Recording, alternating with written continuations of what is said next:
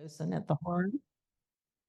And she talked, if any of you were here last year, whenever we did the same thing, she gave a different talk then, of course, and it was really great. So I know this one will be too. And this year, her subject is Let's come together to discover how artists transform conventional materials into innovative works of art, which certainly sounds like a challenge to me. And I want to turn it over to her, but I just want to tell you there will be a list if you want to sign up for the bus. It'll be back there near the coffee. So sign that, even if you're not going to take the bus, but you are planning to come to the Harm anyway, sign up at the bottom because they want to know how many docents to get to do it. Yes. Yes. Leaves at 9:30 and comes back at 11:30. Okay. They'll have take us around on a tour that will be about an hour long. Okay. Good. I think does this one work? Yes. Just as a good morning, everyone, just as a formality and also with gratitude, I want to thank Laura and Julianne and Paige for putting all of this together, especially with their hybrid meeting with Zoom. So thank you so much to all of you. You cannot know how many untold hours more. Okay. You cannot know how many untold hours of coordination and blood, sweat, and tears went into making this work. So thank you all. Yeah, appreciate it. Okay. As the farmers in the farming community I lived in say, let's get to jumping, whatever that means. So we'll start.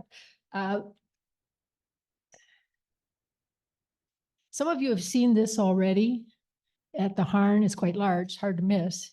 But I thought that since it is an iconic piece for the Harn itself, and also because it's been toured in so many different ways, is the volume okay? Not too loud? Okay. Since it's been toured in so many different ways, I thought we would just sort of all get together on the same page with this particular object. So let's start with this. And what I'd like you to do is look for 1 minute at this. Just take your time and look around, let your eyes wander.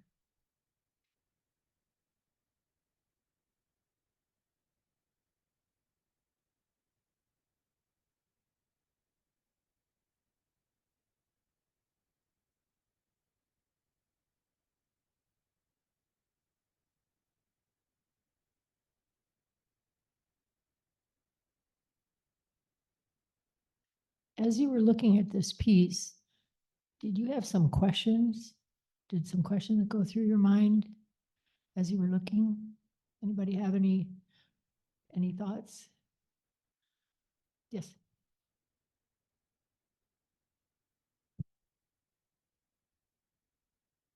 I wonder why the artist matched up all dark colors with dark colors and light colors with light colors and various shades. So you notice there's some patterns, consistencies, inconsistencies. So, okay. So you're looking at the colors. Okay, very good. Anybody else? I should mention, did you all get a little business card? Okay. The reason I give that out is because I have found that that helps people to understand the mission of the Harn. The Harn is totally centered in our training as docents was centered on the meaning that you gather from each of the pieces that we look at. It doesn't matter what I think, doesn't matter what the next person next to you thinks, whether what the artist thought. All that's important is the meaning that you get from a piece. So that's why I hand that little card out, because the Harn does respect all opinions. So that's my little reason for doing that. So I hope that will help you to feel more comfortable expressing what you are seeing and what you are thinking. There are no right or wrong answers in this room. Okay. Just before we move on to the next slide, what do you feel is the tone or the mood of this particular piece? Any words come to mind? Okay, we'll go ahead. Excuse me, I'm sorry. Thanks. Yeah, juxtaposition. I squinted and I saw mid-range horizontally a landscape of rolling hills. And then above that, the complement of human architecture, buildings, or whatever, those rectangular shapes that appear to be on with poles or walkways up to them. So juxtaposition, I guess, would be the word. Okay, so you've got some dichotomies here, sort of. I've seen this piece many times, but this is the first time I've been asked to really focus. And I suddenly see an animal that I've never seen before. So if you look at the upper right, it's could sort of look like kind of get a rectangle there, but it could be two ears, and that could be the long face of some four-legged creature. When you look further down, yeah, maybe there are two legs up there. Maybe something that resembles a saddle behind that head-shaped rectangle. Anyhow, I never looked at it as long as I have this morning. And 1 minute ends up being a long time. Well, it wasn't a minute, it was 30 seconds. I was surprised you were moving on so fast. But at any rate, yeah, I'm glad you had us look.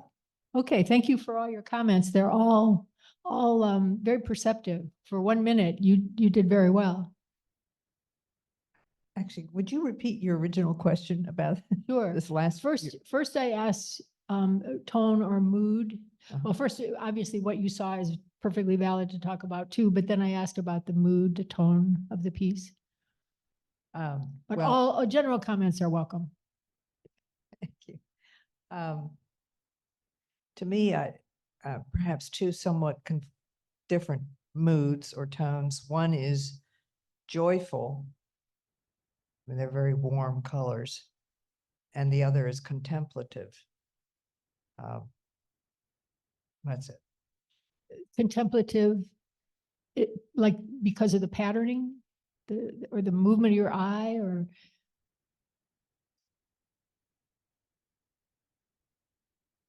I suppose I would say because it encourages movement of the viewer's eye. It's, I'm thinking about how my eye is directed. Not that I'm sure I know the answer to that yet. I'm trying to remember because I know I've seen the piece, but what the medium, what the material is. Yeah. Right, okay. that's I thought it was something metallic correct. and, Yeah. And that's a close-up, just so Yeah. you yeah, all right, Yeah. thank you. verify. Thank you for all your comments. They all actually fit. You know, they all come together. Go ahead, please. Well, back one slide. Sure. Yeah. Focusing way on the upper right, on the right-hand side is the profile of a face. And anybody who's traveled in New England recognizes that as the old man on the mountain. Wow. Wow. Yeah, you can see a nose. Okay. Go ahead, please. And picking up on a number of comments, including yours, perhaps it's nested. Perhaps it is the hills and the man-made buildings all across the planet making up the world, and that the world in itself is a living entity as depicted by looking like an animal, as you all said, and looking like a human form. And so, we are within the living entity of the earth, maybe something like that. I don't have to give you a minute. Come up with such good ideas. Paige, do you want to comment on how this was hung? Sure. So it takes up a good chunk of the wall, and Ellen Otsui gives ownership to the registrars and the curators at each institution to decide how they want it to hang. So the institution has the ability to identify where there's going to be folds and curves and flaps. So every time it is reinstalled, which is not very frequently, you'll notice that it looks a little bit different. Thank you. Does every institution have a top and a bottom, a right and a left though, or does that change? That's a great question. I would imagine that the orientation is still the same. It's just about how the folds and the dips and the curves. And Yale has one similar to this, that it's called Society Woman, and they made theirs flat. They didn't put any folds in it. So it's up to the museum how they want to display it. Go ahead, please. I was just wondering, how do you decide when to rehang it? Does it have anything to do with a regular cleaning schedule? So typically it's when a curator is changing out the exhibition for a different theme. This work is almost always on display because of its large scale and the limited space we have in our storage facility, and because it's such an icon of the Harn, and it's a part of the AP Art History curriculum for Florida. So we get a lot of high school students coming in and they want to specifically see this from their textbook. So how can we not have it up for them? But it has previously been in our Galleria right next to the museum store, but is almost always on display in our contemporary collection. And when it's stored, we were downstairs in the basement. We were allowed as new docents. It's stored like saran wrap. It was rolled up. I about had a stroke when I saw it. It's in a box and it's rolled up. And I went, no, you can't do that to that. So, but it's quite large, as I'll show you the dimensions in a minute. Any other comments before we move on? Okay, so there you see the close-ups. Anybody know what type of bottles those are? Alcohol. Okay, you're absolutely right. There are several different interpretations we can look at. Alcohol is one, certainly. So here's Elena Sui. He's Ghanaian, African. What might he be referencing with the alcohol bottles? Anybody have any history background with this? At one time, alcohol was traded from the West Indies, and it went to other countries, Europe, lots of other countries. And unfortunately, what was returned sometimes was slaves. It was in the slave trade. So this has come to be one of the ideas that El Anatsui might have been being tried to be put forth. Anything else? Yes, Mary. It's coming. I wasn't going to make this comment because I thought it was sort of sad, but then I thought, oh, no, wait, it's positive. I'm suspecting that these things are fading or are going to fade. I was just reading about how great art works, you know, the paint, the color just doesn't last forever. And this is just man-made stuff. So it seems likely that I think maybe already it's not as bright as it used to be.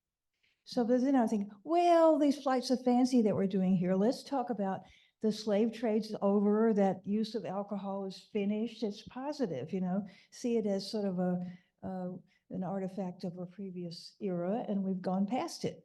But I did want to comment that I think it probably was brighter or will get more dull, because why would this stuff, you know, endure in these nice colors? That's a very good point. I don't know the answer to that. I'm intrigued. Thank you. Faith, if you'll allow us, we have Emily Owens on Zoom. Oh, Oh, Emily. Hello, Emily. hi. I just had a couple of comments. One is, I mean, I didn't see the man until you pointed him out, but that's really, really neat. But the thin metal strips really fascinated me because I have a box of those. Those are used for labeling plants, like camellias, like you label what type of Done that. camellia it is, because you could write on the metal. And I can see that some of them have writing on them.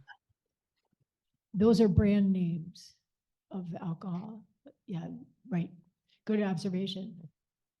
Laura? The sense of the slave trade is one explanation that I've heard for the reason why he was using the liquor bottles. The other that I have heard, and I don't know which is accurate, is that he went to various, dump sites where people had gotten rid of things, just trashed it. And he took a lot of these because there were a lot there. And then he took them, and he didn't actually wire them together himself. He had other people who were working with him who actually did that physical work for him. we have a short film clip that'll show his studio. How do you know this? You have extrasensory perception. Go ahead, please. Thank you, but that's all correct. Back on the color or brightness, notice all this material is aluminum, and aluminum will naturally develop an aluminum oxide protective coating or patina over time. And there's not much you can do about that. Okay, thank you. Scientific explanation. Okay. You mentioned trash. So what is another message? And you've sort of alluded to this, Laura, and others have. What's another message to this by taking these cast-offs and elevating them? What is he trying to get us to think about?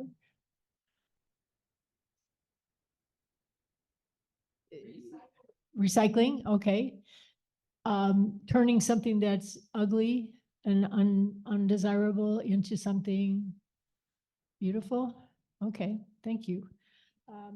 The last explanation, a lot to do with Anatsui personally. This is a kente cloth, and Paige is going to pass out some information about El Anatsui. This is a full-size kente cloth that the Harn owns, and then these are some bands. So if you take a look at these, feel them if you care to, or just, you don't have to touch them if you don't want to, but these are the types of weavings that his brother and his father made. Do you see a reference there between, for some reason, this isn't wanting to go back? No. Oh, probably because I have the chat. There you go. Okay, so you can sort of maybe see, and again, the folds in the fabric that some of you have pointed out, and I'll pass this around, thank you. And when you get this, you'll see the colors. And we can pick out what colors he chose to include in this particular work and see what message. These are the traditional, these are the established traditional meanings for each of these colors. So what was he referencing here with these colors? We've got, don't holler it out. We got, as we go down the list, there is some blue. Okay, so you can see the meaning of blue: peace, togetherness, love, harmony. We've got black, gold, green, and so on.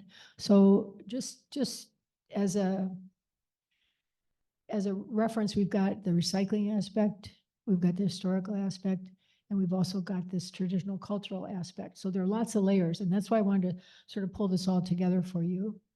We're going to watch a quick little clip of his studio, but I did want to point out that he actually has started a movement called L-ism, and what that means is his idea, and he basically put Africa on the map as far as art as well, and you'll see with some of the other subsequent images. His idea was that materials are locally available, frugal, minimalist, and he has stayed true to that. And the one last thing I wanted to point out is, has everybody got this card? Okay, this is how he started out. He went to Ghanaian markets, and these were plates that were used to hold fruit and vegetables for sale, and he took them. So he was recycling. Note the date on this particular bowl. When did he make this? So he's been thinking this way for a long time, 1974. And this is what he would do. He would emboss these particular bowls that he took and recycle them. He'd upcycle them. So I thought that was sort of an interesting, he's true to it. He's true to himself, I guess.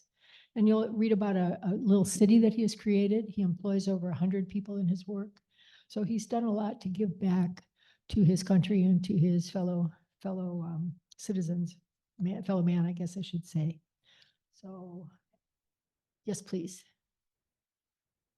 This is just short clip, but you'll see a studio.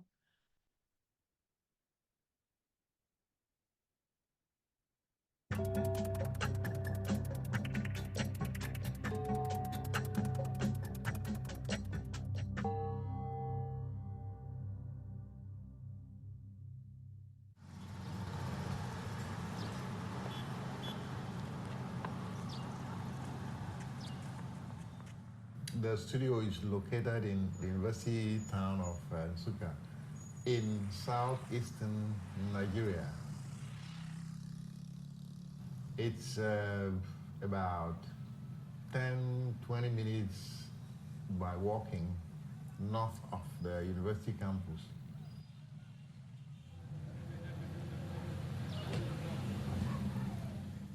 There are times that I come in unexpectedly and then I'll park my car elsewhere and walk in, and you hear there's a lot of, how do you call it now, banter. Yeah, very loud banter. And when I go in, then they all keep quiet. Yeah, because I always demand that there should be absolute silence or as much silence as possible. Because I try to impress upon them that a studio is a sacred place that you come to do some bit of reflection and thinking.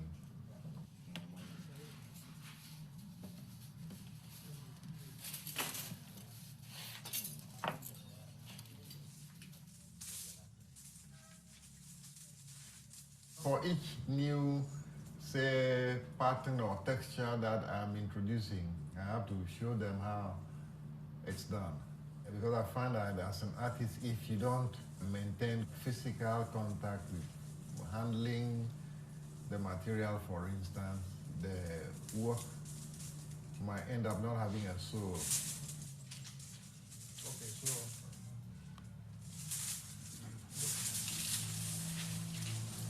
silver on the line there. Silver on the line there.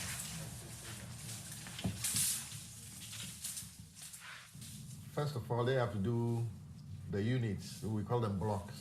And a block can consist of maybe 200 and something bottle caps together, you know. And so you take these units and then start playing around with them. Then that when you now have to lay all of them out, scatter them in the studio, and then start picking what you need for each portion of the work.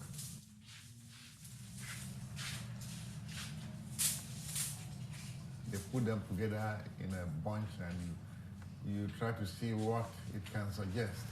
Okay, we will rearrange into blocks. Starting from there, if it's something that you feel it's interesting or something effective, then you have started a new idea. You just play around, shift around, and at times for days you can just keep shifting things around and taking photographs of them and putting them on the computer. And so I have a lot of images on my computer. In course of time, I could go back and just keep looking at this. You need to have a large bank of images, of effects, of textures, you know, that I can always refer to, and they could trigger off new ideas. Because ideas do come at very unusual times.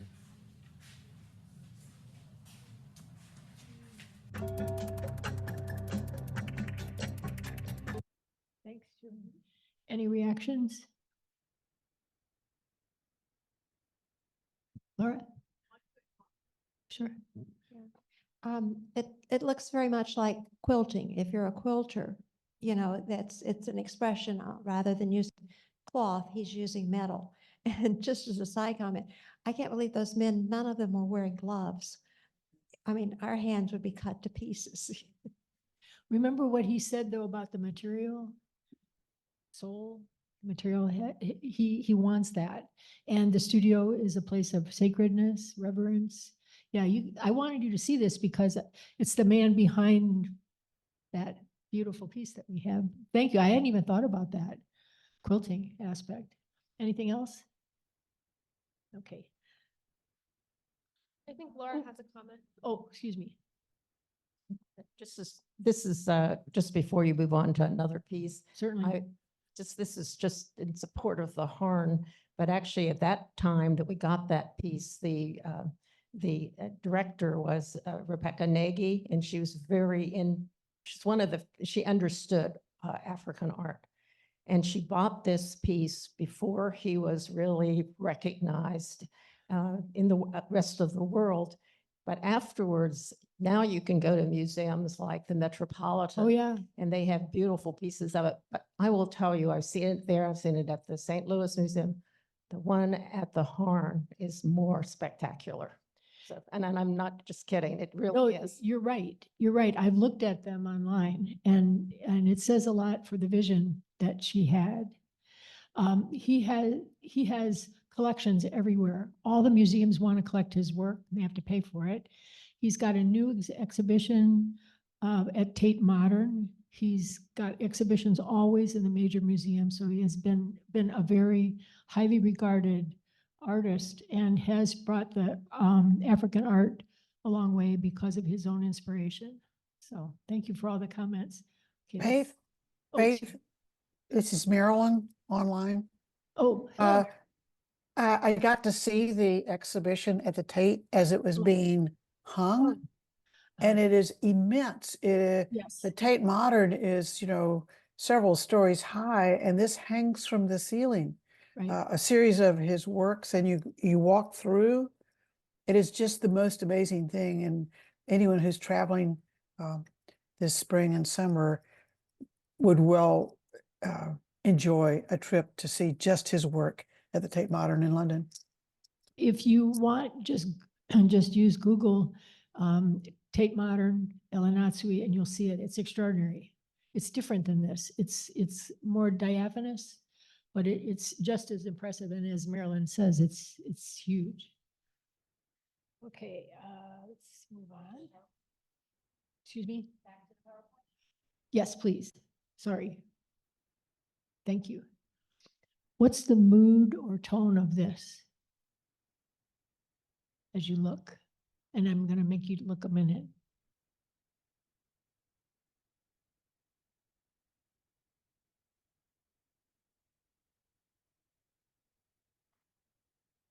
Yes, ma'am.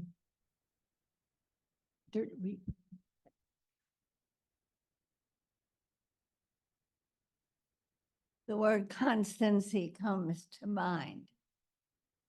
Okay, you want to say more? Would you like to expand on that a little bit? Well, the expansion of the horizon is beyond. And of course, it's right up close. And yes. Okay, that's great. I find it dynamic, constant motion, I would expect, along with the sound of waves. So you're actually using your senses as you look at this, trying to hear waves. Very good. Yeah. I see somber and off kilter, somber in the colors and the implication that it's dead wood floating in water, although might be seen otherwise, and then off kilter because it appears, unless it's an optical illusion, that the horizon is crooked. It's tilting downward on the right. So either by design or by accident, it's not what you would expect for a pure horizon. So Yes, yes. okay, great observations. Anything else? This is a course, or this is a class in unusual materials. So now we're going to take a close-up look. Notice what it's made of.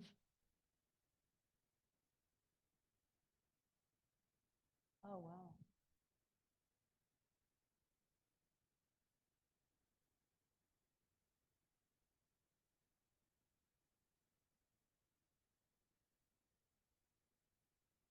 Notice where this man lives,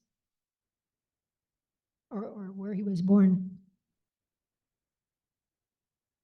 You're shaking your head, yes. Does that have reference for you? that he's Cuban?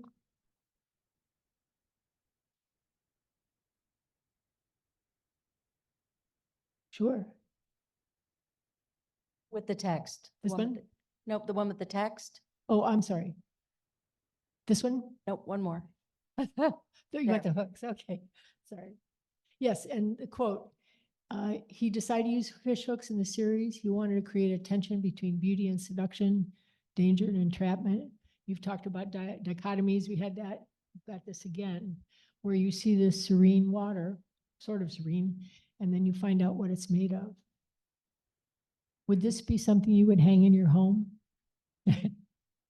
Okay. Anybody, would anybody put it in their home? You might, okay. I remember you from last year. You're pretty free spirit, as I recall. So. Okay, so we're gonna move on. This is actually not a very large piece. But when you stand back, you don't realize the hooks, but as you approach it, then you realize there is this tension with the material. I'm gonna skip this one. Let's look for a minute, please.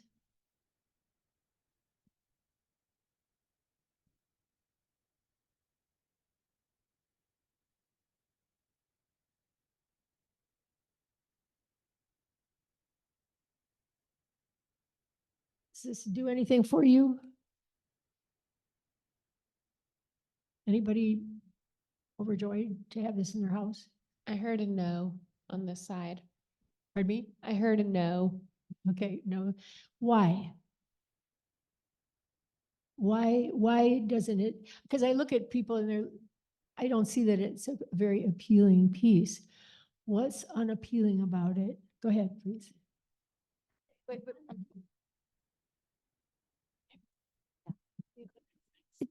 It's not that it's unappealing, it's very abstract. Okay, And on the other hand, it has a sense of balance because you got those chocolate lines in the verticals that kind of pull it together with the background. But you spend a lot of time, at least I'm spending time saying, what? So I would love, I know artists like to do intellectual exercises with color and space. I can tell you know about the elements of art. Well, Yeah. I don't know how much I know, but I would love some insights into why it's hanging there. Okay. Good, because I have it. Go ahead, please. I was just going to say that it's not appealing for the wall of my house because of there's so much symmetry and consequently no vectors of movement or tension. It's just perfectly symmetrical. Okay. Even though I do love the colors, but even the presentation of the colors are mostly symmetrical. Starting the same ones on the inside and the same ones on the outside. Is it sort of maybe too simple in a way? Like, what the heck is the harm doing with this? It's sort of simple. Could that be a thought? Interesting. you. Have to contemplate that. Yeah. I'm looking at the brown and I see like negative. There's like a person in there with their hand up over and over and over. And That's over. right. It's Aretha Franklin. So there's more to this. Again, an unusual material. Okay, there's the information. He did two of these, one in Detroit and one in, my mind is going, another city, Chicago, that's it, right?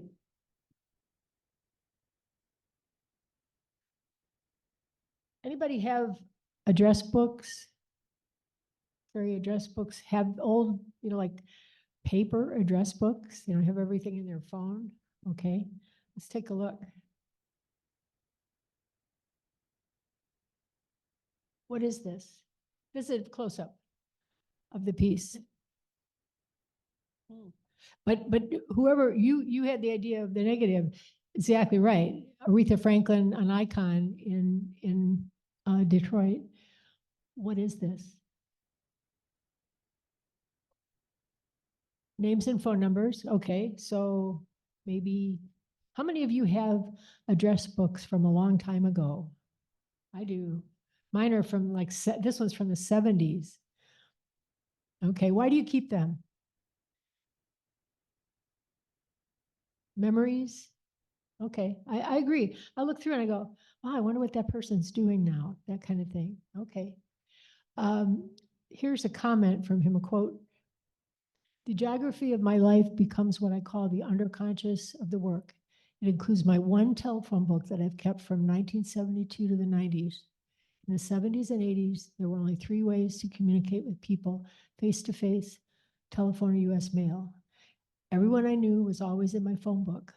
Before the internet and all that stuff, it was not slower necessarily, but much more intimate, particularly in New York. People actually saw each other, had conversations with each other, and talked to each other as opposed to connecting on the internet. The underconscious of the work speaks to that. Do you have a different feeling about this piece now?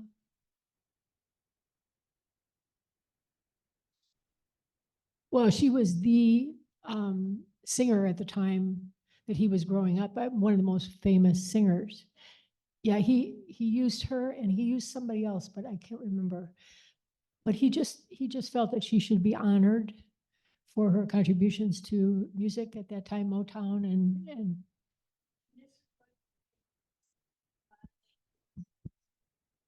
that's why he put that photograph and repeated it. Yes. The black is actually a bunch of images, photographic images that repeat. I'm sorry, I didn't make that clear. That was a comment from the audience, but right, she repeats and that's what you see, right? I apologize. That's my fault.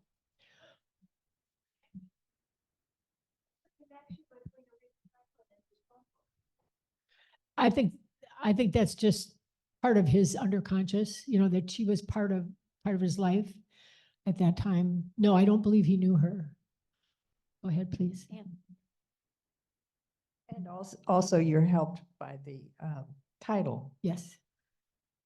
He's driving in Detroit and his mind is going reminiscing or thinking about Aretha Franklin and maybe what was it called? The Great Migration, et cetera. Oh, yeah, up north from the south. But sorry. But why the T shape and there's got to be something to that. I don't know. Anybody have an idea why it looks like that? Okay, could Yes, even be true. reminiscent of a book, open. I don't know. I'm just guessing. We don't know. And you notice we never give you the titles until we've talked about them. That's the Harn philosophy. We were taught to stand in front of the labels. We don't let anybody see anything. So anytime any Harn docent gives you a tour, they're going to be like this, protective of the label. So that's how that again, it's so that you can share your interpretations without any influence from the artist or any of the other details. Where's Roy Hunt when we need him? He probably knows why. Yeah, there's probably a reason why he chose Aretha. I'm guessing, and I think I have read that was, because of her influence on music. Any other comments? Would you hang it in your home now, maybe? It's sort of a curiosity in a way, but you'll see them. They are abstracts, as someone pointed out, and the colors are joyful. There's a lot going on. Okay.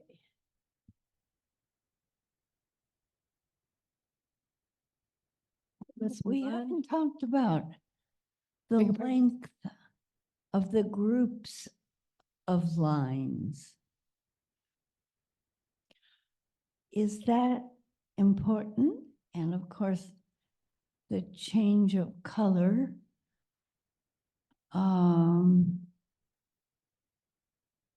The blues and the greens are touching.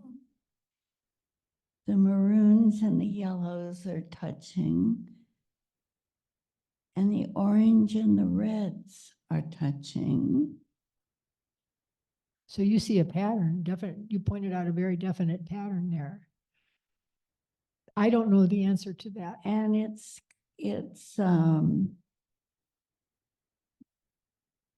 and the colors are like that, but also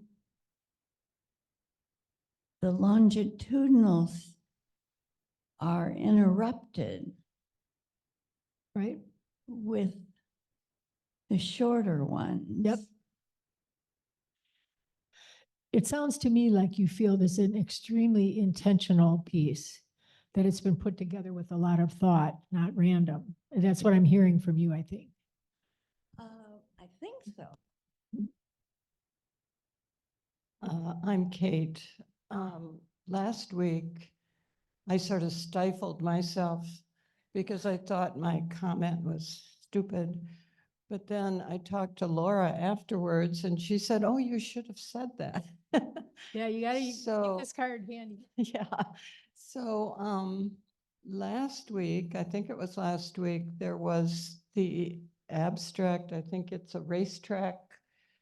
Oh, yeah. Right. Right. And I said that my reaction to abstract art is often that a tremendous calm. I love it. And I find it very calming. And that racetrack picture would be anything but calm. And now this is, as Jane said, abstract, and I don't like it at all. And even though you have all this meaning you've put into it, and also some of us have been thinking about the whole idea of art museums, and it just occurs to me that it's fine that I don't like it, and it's great that it's in a museum, and that's a good thing for museums to do, is to make me look at things I don't like. Look at Paige, yeah. Well said, very well said, thank you. Okay, let's move on. Anything else on this? Okay. But can you resonate with that quote? Things were a lot simpler. I say that about once a week. When my phone is ringing, too many texts. Here's a head scratcher. This is a large piece. Well, sorry about that. That was not intended. So.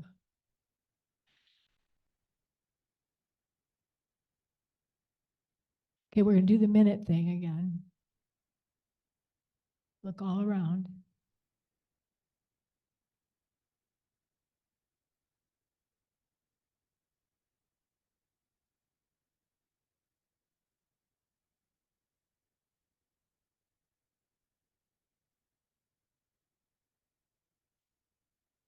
And we'll come back to what you see, but I'm going to give you a close-up of the figure in red and yellow, the hand.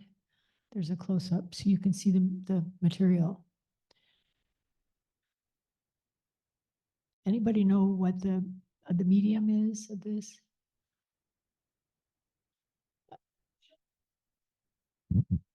I heard Skittles and children's marbles. I never thought of that. It's actually a woodcut. And the artist has painted each of these dots.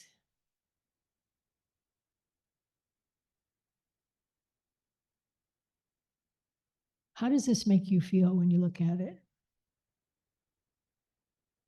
I see. Why, Laura?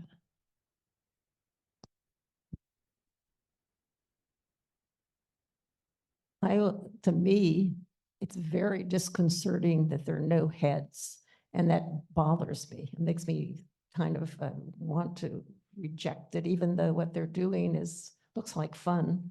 But so it's a kind of contradictory thing. Their joyousness plus the absence of a head is, I don't know. I just go to, What I does guess- what does the absence of, and that's a very good point. A lot of people talk about violence. I've toured this piece. Having no head, what does that remove?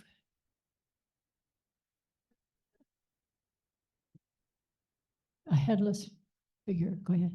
Yeah, I'm just wondering, if it could be saying that if we get out of our head, then we can connect with humanity, with other people, because when you show that zoom in photo, the body is made up of heads of other people.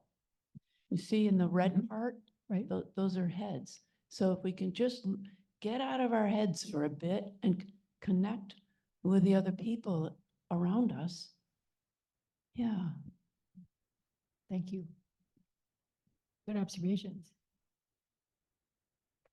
Anybody want this in their home?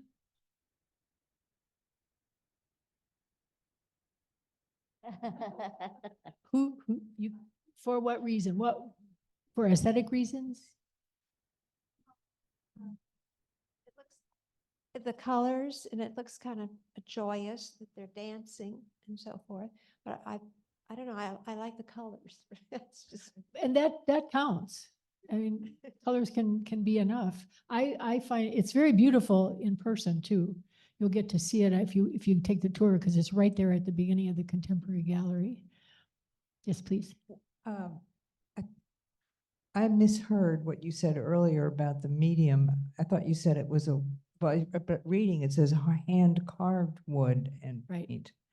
Okay, for some reason I thought you said, I mumble sometimes. well, no, that's all right. So this projects from the wall a bit. Is that what that, maybe that measurement isn't up there. I'm just, You're right. It is, yeah, it's not thin. That's a piece of wood, right? I don't know why that measurement isn't there, okay, but as you can see, it's quite large. thank you. Go ahead, please. I see this as fighting. And I think if we don't use our minds and our voice, that we lash out.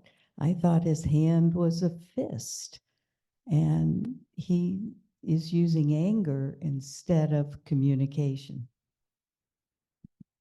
Okay, so we have two disparate interpretations of this. Okay. Go ahead, Laura. Just a question, are these both men, or is there a woman in this too? Don't know. Don't know. Anybody have an idea?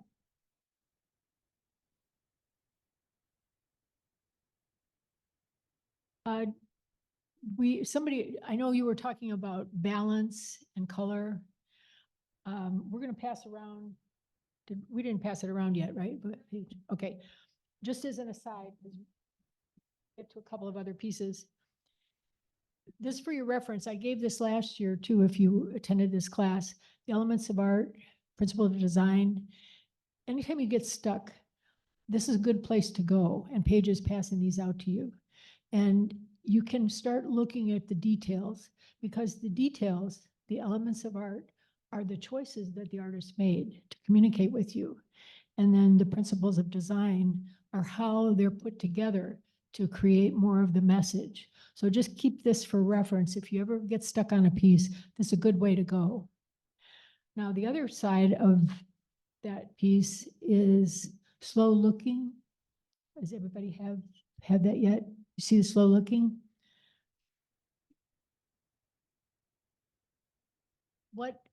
What museums have found is that people only look at a piece of art for about 30 seconds.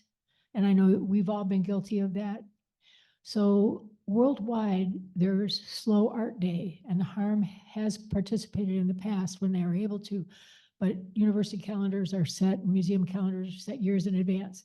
We have a Slow Art Day coming up April 13th.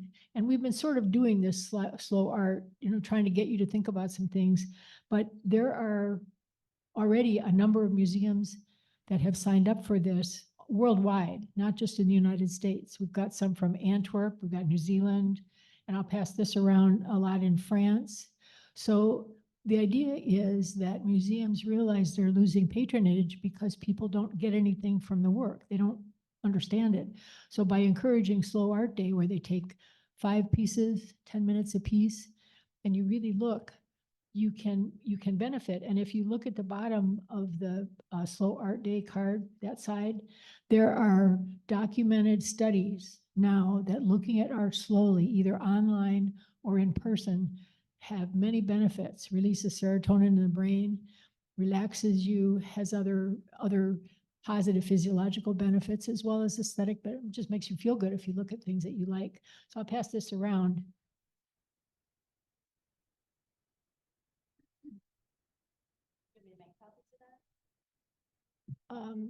Yeah, that'd be good. Or just look at Slow Art Day online. They have a website. That's a good idea, but I think you'll be able to find it if you're interested. Okay, we're gonna go sort of zoomy.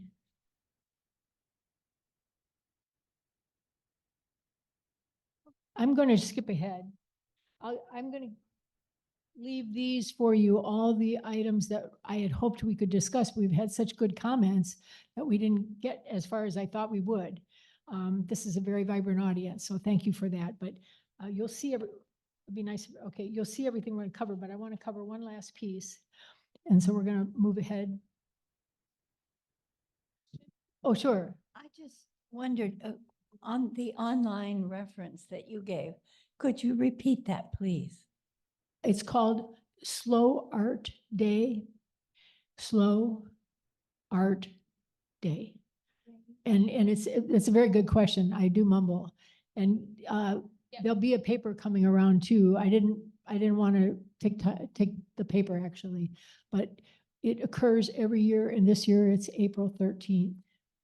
And there are many organizations already that have signed up.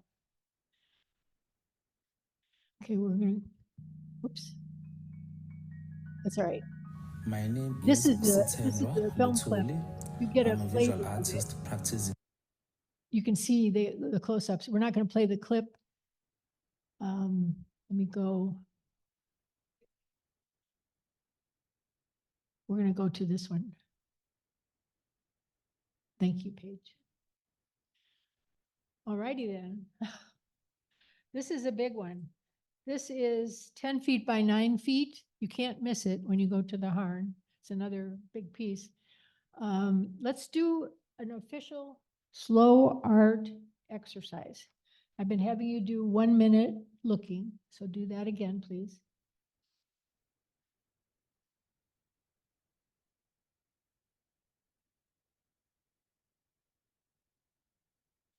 Let your mind wander, let your eyes wander.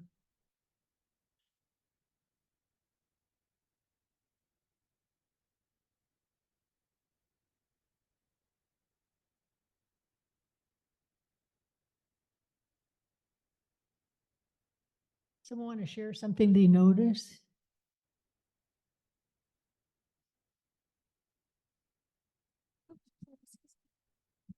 This will be our last object. I love this piece. When I saw it in the museum, if no one was looking, I would have taken it. But it won't fit in your purse. I like that there's so many things going on in there.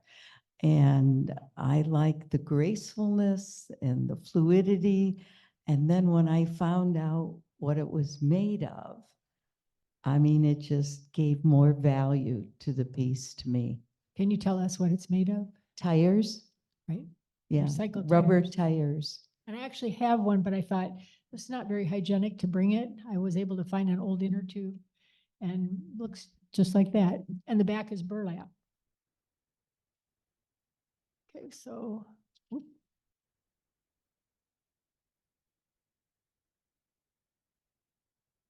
I'm just going to advance it, but we can talk about this. Anybody notice anything else? Struck by anything else? Do you see any disparities here? Like, what? You got this with this? Mary? You know, the black stuff looks pretty frightening and yicky to me. And then it's got these flowers, which should be, and this is of course me feeling this way.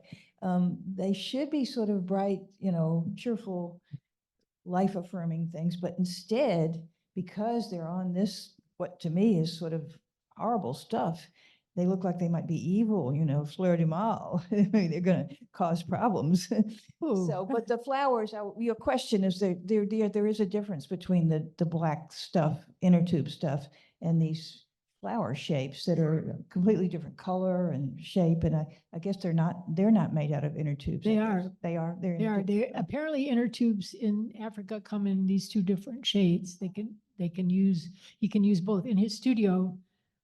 And I think I just title it Sadness there's with there's a picture Tassels. of his studio. And it looks like there are some that color, but he's limited to two color choices. A comment? I didn't mean to interrupt. She said she wants to call it sadness with tassels. Kate said that. Okay. It's big. Definitely big. And notice the depth. It's 13, it sticks out from the wall 13 inches. Is this like the one made with the metal pieces? Is this hung however you want to hang it, or is this kind of solid? This is on burlap, so it's shape. And I wanted to close, it's a very good point. I wanted to close with this because this is an artist that has been given permission by Elanatsui to use locally taken, inexpensive materials to create art. You know, this opened up his mind. Many of the other African artists have thought, you know, I could do this. I can take things that people throw away and I can make art out of them. And he's very prolific. He's got some beautiful weaving. This is extremely difficult weaving to do with the rubber tires. It's painstaking work. And some of the beautiful images he had of just the orange, I should have put something somewhere, are really lovely. Would you have this in your home? Okay, we got this contingent over here that the outlaws over there on that side. Okay. It's limited in size. I mean, you have to have a pretty big wall to put it in. Let me see if we got anything else real quick. So that's, I'm not going to play that video. Let's just go back. I'll just show you. This is another piece that if you could see, it's called Arm Piece. And this is by Nick Kay, very prolific artist. And that is a casting of his shoulder and arm. Can you see by the name that he gave this piece, another dichotomy, another?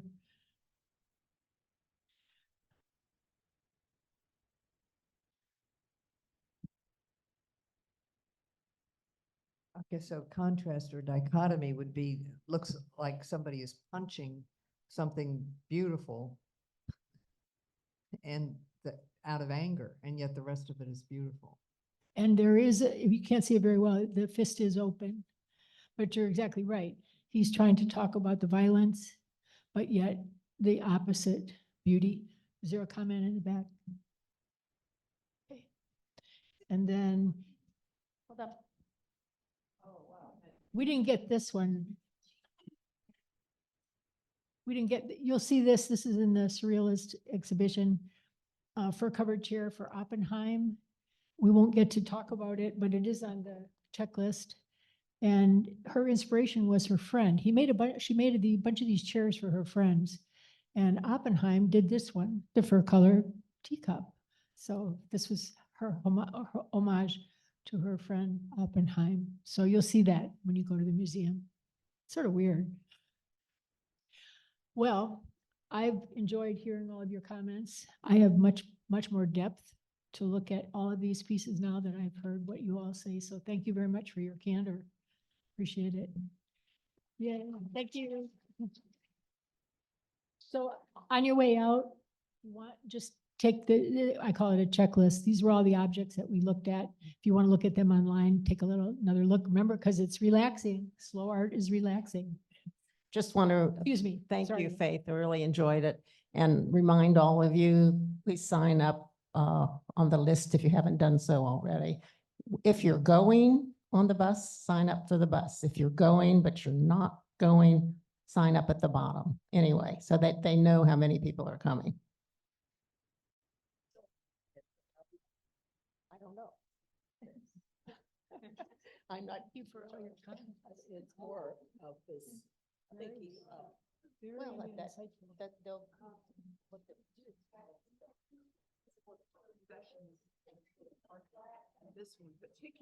Well, art is open-ended if you let it be. And you